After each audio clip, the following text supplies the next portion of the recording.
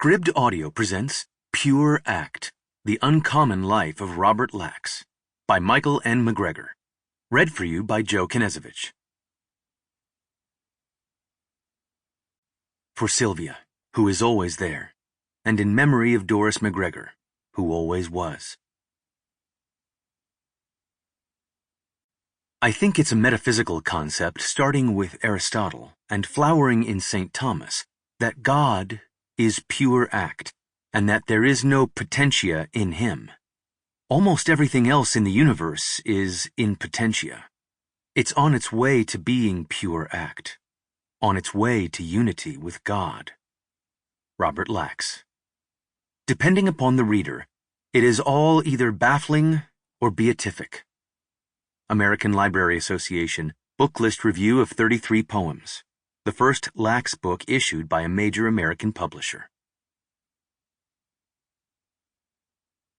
Prologue. Going back. Years had passed since my last visit, since he was alive, and I had no idea how I'd feel. His niece had offered me his home, a humble whitewashed haven high above the island's harbor.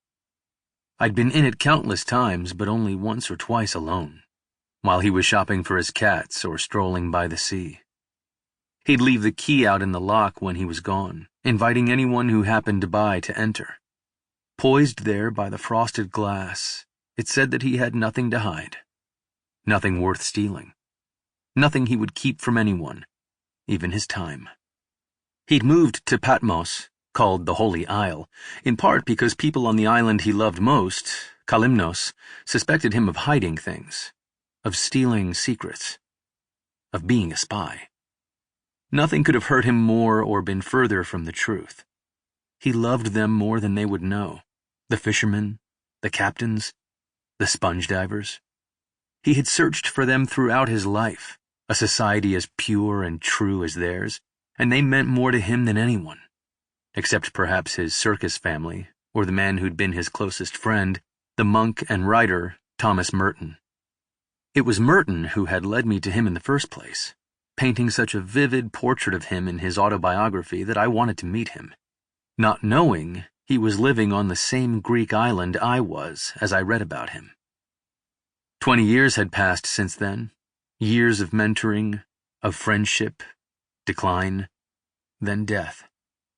How would I feel, I wondered, when I saw the door without the key, the room without his bed, the walls without their quilt of postcards, quotes, and children's drawings.